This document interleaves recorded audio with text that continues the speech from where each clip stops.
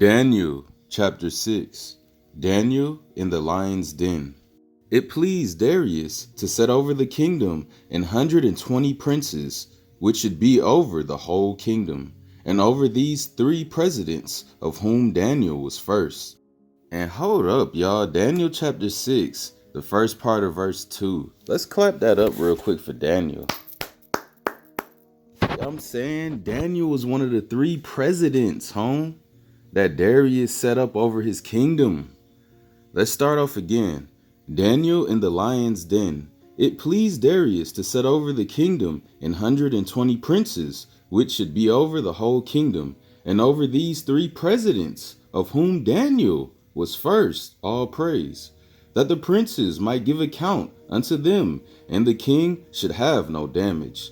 Then this Daniel was preferred above the presidents and princes because an excellent spirit was in him. And let me pause real quick. What was that excellent spirit? That was the Most High of Israel's Holy Spirit. Let me say verse 3 again. Then this Daniel was preferred over the presidents and princes because an excellent spirit was in him, and the king thought to set him over the whole realm.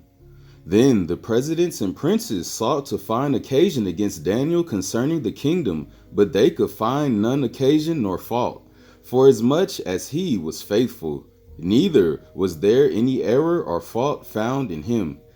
Here we go. You just cannot make this up. The Son of Man, aka the Messiah, in all of Matthew.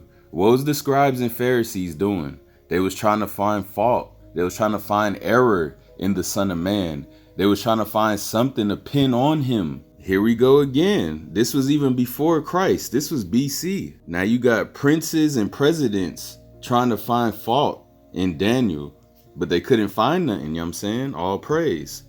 Let's repeat.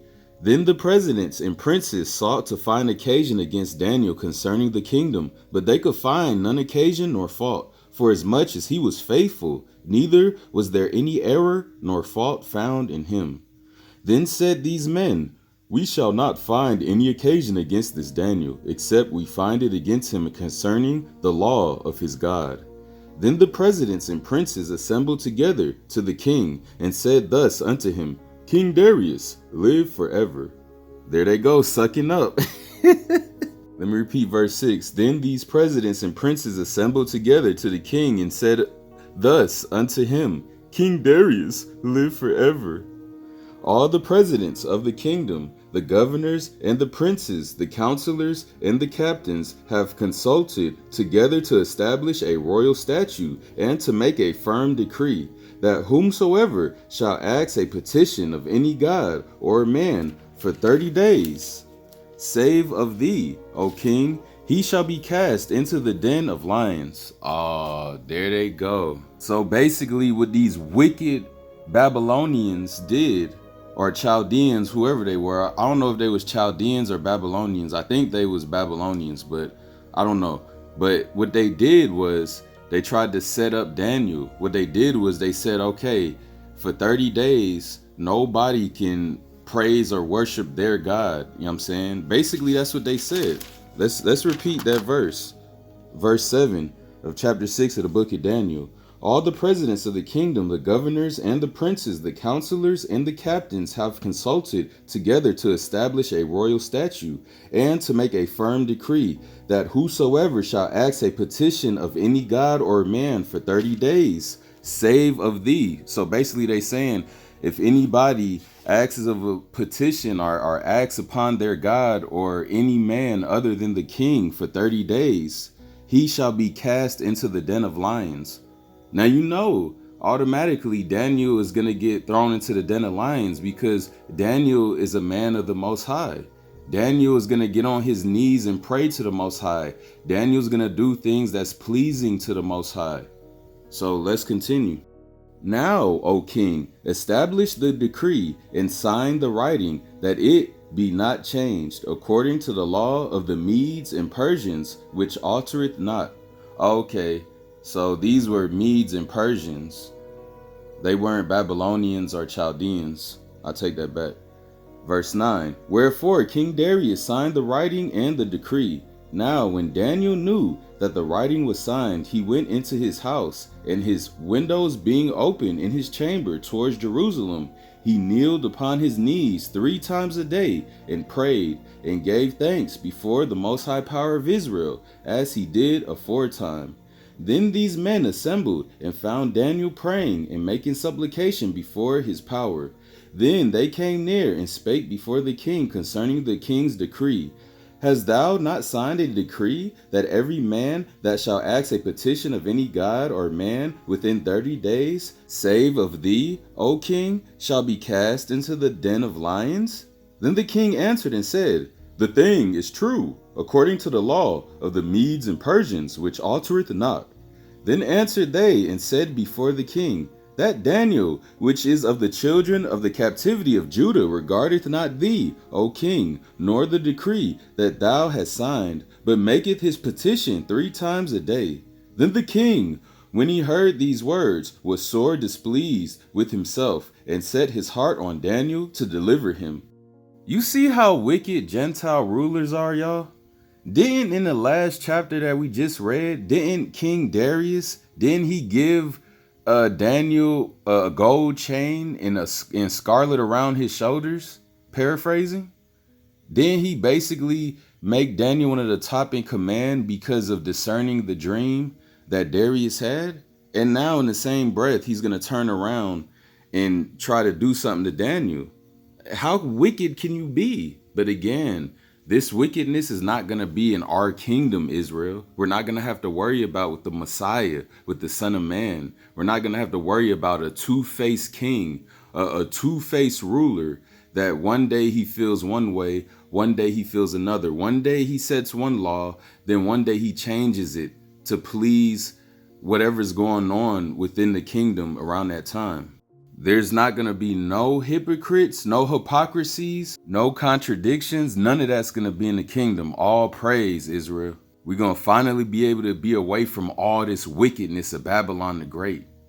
We're so used to it right now. This is not normal. It's not normal for somebody to put a law in place to speed up the certain juice that people get in Operation Something Speed. Y'all know what I'm talking about. And then in the same breath, a few years later, the media is telling everybody that same juice that was let loose. They're saying that same juice was toxic and it never should have been consumed. You know what I'm saying? Sorry about that tangent, but it's just a disgrace. These wicked kings and these wicked kingdoms that we're forced to live in. Similar to our forefathers and our foremothers were born into Egypt. They was Hebrew Israelites, but they was just born into Egypt. So they had to abide by Egypt's rules. Just like us, we're Hebrew Israelites, but we're born into America. So we're forced to play by American rules. Verse 13. Then answered they and said before the king that Daniel, which is of the children of the captivity of Judah, regardeth not thee, O king, nor the decree that thou hast signed, but maketh his petition 3 times a day. Then the king, when he heard these words, was sore displeased with himself, and set his heart on Daniel to deliver him. And he labored till the going down of the sun to deliver him. Then these men assembled unto the king and said unto the king, Know, O king, that the law of the Medes and Persians is, that no decree nor statute which the king establisheth may be changed. Then the king commanded, and they brought Daniel, and cast him into the den of lions. Now the king spake and said unto Daniel, Thy God, whom thou servest continually, he will deliver thee. And a stone was brought, and laid upon the mouth of the den, and the king sealed it with his own signet, and with the signet of his lords, that the purpose might not be changed concerning Daniel. Then the king went into his palace, and passed the night fasting, neither were instruments of music brought before him, and his sleep went from him. Then the king arose very early in the morning, and went in haste unto the den of lions. And when he came to the den, he cried with a lamentatable voice unto Daniel. And the king spake and said to Daniel, O Daniel, servant of the living power, is thy power whom thou servest continually able to deliver thee from the lions? Then said Daniel unto the king, O king, live forever. My power hath sent his angel, and hath shut the lions' mouths, that they have not hurt me. For as much as before him innocency was found in me, and also before thee, O king, have I done no hurt. Then was the king exceedingly glad for him, and commanded that they should take Daniel up out of the den.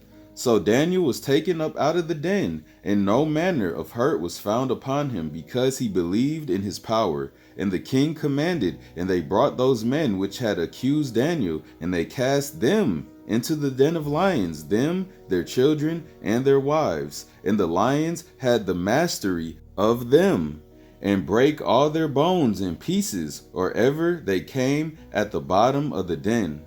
Whew, all praise. You see that, Israel? There's another example of the Most High power of Israel protecting his own. All praise. Then King Darius wrote unto all people, nations, and languages that dwell in all the earth, Peace be multiplied unto you. I make a decree that in every dominion of my kingdom men tremble and fear before the power of Daniel. All praise. For he is the living power, and steadfast forever, in his kingdom that which shall not be destroyed, and his dominion shall be even unto the end.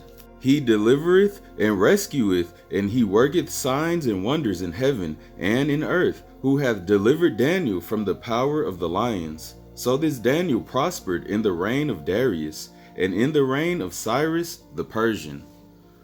Bro, all praise to the power of the Son of Man, Abraham, Isaac, Jacob, the precious Holy Spirit, Father, I am that I am, and his only begotten Son, the Son of Man, the Redeemer, the sacrificial Lamb, the unblemished Lamb, the one that's going to save all of the lost sheep of the house of Israel, trying their hardest to keep these laws, statutes, and commandments to the best of their abilities in these last days.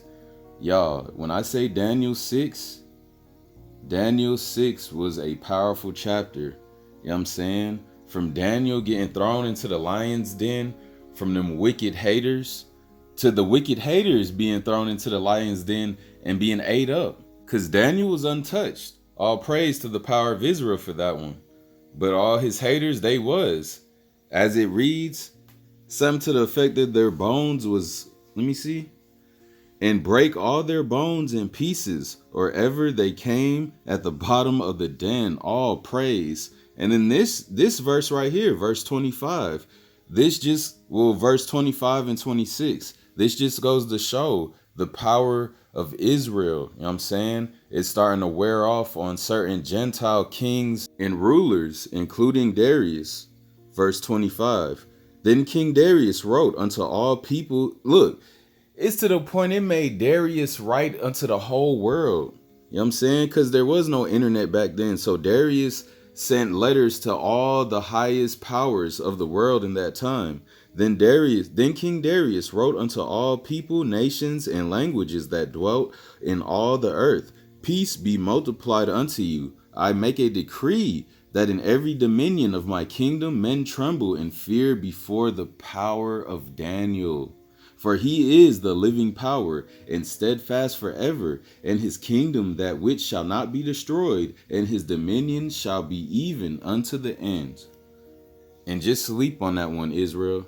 With that being said, all praise. Daniel chapter 6 should be a motivational boost. It should be an ego boost to all the lost sheep of the house of Israel.